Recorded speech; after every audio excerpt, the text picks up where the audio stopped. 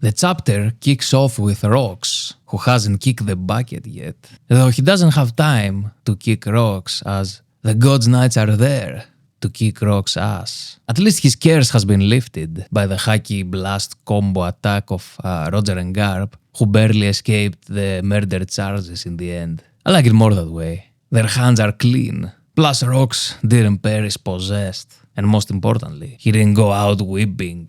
Is that a laugh? A hint of a smile? A chuckle? Can't tell, it's too dark. I find it very interesting that when Imu's curse dissipates and Rocks regains his consciousness, the first thing he sees when he opens his eyes is the world upside down. From his perspective, this could be a hint from Oda, foreshadowing that after the final war, after finally defeating the world, Imu, and the curse is lifted worldwide, then, besides the world government being overturned, the world will be turned over, turned upside down in some literal sense. That begs the question, how exactly do you turn a sphere upside down? Well, it's not a golf ball. The One Piece world has distinctive characteristics. You could, for example, reverse the poles, north to south, south to north, flip the hemispheres. I don't know why or how. A more fitting scenario would be to reverse the highest point in the world with the lowest, meaning lower Merijoa to the bottom of the sea and lift Fishman Island up to the surface, so the fishmen can live under the sun. The old switcheroo. The celestial dragons will dive 10,000 meters below sea level, and the fishmen will catapult somewhere on solid ground. I don't think they want to be too close to the sun, especially Icarus. He'd be fried. As we know, a guy with a straw hat is destined to destroy Fishman Island, according to Madame Charles' prophecy. So the predominant theory all these years has been that Luffy will destroy Merijoa along the red line above Fishman Island, and as a result, destroy Fishman Island too with the falling debris and shit. Obliterating the red line at that location will also reveal the Sunlight Tree Eve, which is still a mystery to this day. That's the tree that illuminates and provides oxygen for Fishman Island. Eve may be enclosed in the red line. That would mean its branches and leaves emerge on top of the red line to gather sunlight, probably reaching Imu's favorite, the flower room. That would explain the greenery there and the butterflies. It's the only place with naturally looking plant life in Merijoa. Everything else seems artificial. Plus the red line soil looks pretty dead. I believe Imu is hogging Eve because it holds the secret to his immortality. The Ope Ope operation was a distraction all along. Side note, the flower room has suspiciously similar architecture and color scheme to Enies lobby. White and terracotta. And of course, both Enies lobby and the flower room are always bathed in sunlight. Also remember a fucking giant hole in the middle of Enies lobby? Where did that chunk go? Could be up there? As a great philosopher once said, anything's possible! Anything's possible! Or it could be in the bottom of the sea, like God Valley, which gets completely shattered, swallowed by the waves, consumed by the fog before a massive lightning splits the heavens. Is that the same lightning that rescued Luffy from execution on the Logtown platform? If that's the case, you're a little late this time, lightning. But seriously, what the fuck happened back then? I remember, because I'm old, everyone saying it was Dragon's Devil Fruit, or it was Dragon's Haki, or even that it was a coincidence. And if someone dared to say it was fate, the others would look at him weird. But now, I'm pretty sure it's the exact opposite. If you say it wasn't the heavens, or destiny, or Joy Boy's spirit bolt, you're a filthy casual. In that case, my grand theory is that the world of One Piece is inside a manga. A manga inside a manga. Don't ask for proof. Just know that me and Oda are like this. So then fate becomes a synonym for the author's will, who is Imu or something. And the heavens opening is like a portal to escape back to reality. A tear on the manga page to return to the free world. Told you theories have gone insane. Anyway, back to the actual manga. The Roger Pirates open some chests to find inside the greatest treasure there is.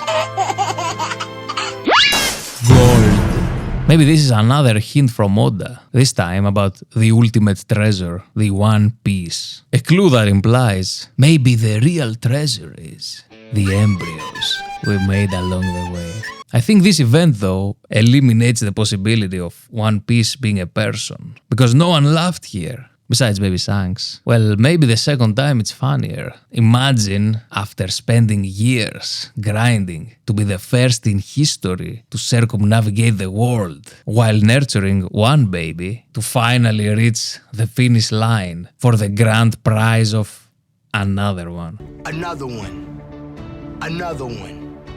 Another one. Another Cut to an angry Garp reading the clickbait article about his heroic deeds at God Valley. A fight ensues between Garp and Sengoku about their morals. Sengoku believes it's better to get to the top to influence the system, while Garp refuses to be a part of that system. Sengoku did indeed reach the highest position of power, but how did he contribute again? Well, he did officially end the Marineford War to prevent more unnecessary casualties, and he also handed Shanks the bodies of Whitebeard and Ace for proper burial. That's about it. Garp, on the other hand, embraces the role of a guard dog, a clear nod to his iconic headwear. Shout out to my man in the background who informed Kobe of his awakened Haikyuu after the Marineford War. Loki thought Rocks could be Nika, who will someday destroy the world while laughing. That sounds like the ancient promise Zebek was talking about with Imu, or a version of it. Personally, I prefer the Turn the World Upside Down edition. Zebek, though,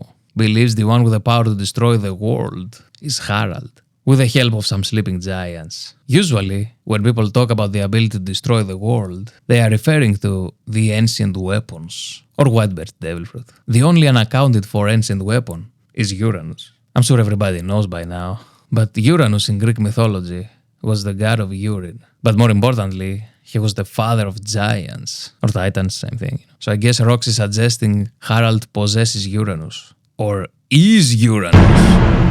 Never mind, he's dead. Also, I don't think Oda would have another weapon be personified. Speaking of Harald, he beats the shit out of a random dude. He's having a meltdown about leaving his best friend to die, you and everybody else. Garp frees Dragon, who thanks him in his own way. I despise you.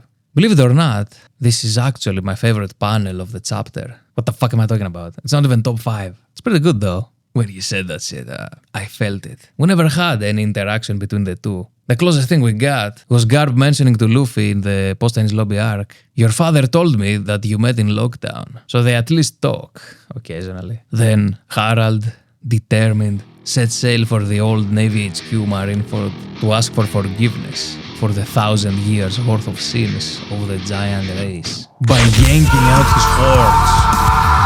Hey, how'd you do that without shaving cream? Now that's a worthy, brutally honest apology. But what sins are we talking about? Speaking of, Zunisa also committed some sin or crime about 1,000 years back. What if they were in cahoots, partners in crime? Maybe Zunisa was the getaway vehicle. Harald declares that to atone for the aforementioned sins, he'd do anything. Anything? A wild demo appears from the shadows, like the devil, ready to make a deal to snatch your soul. Anything. Even becoming a slave. Perhaps the word slave is what summoned Imu, that and the gallons of blood squirting from Harald's cranium. It's very ritualistic imagery, actually. Oh, great Imu. If I rip my balls out, will this stupid fucking channel blow up one day?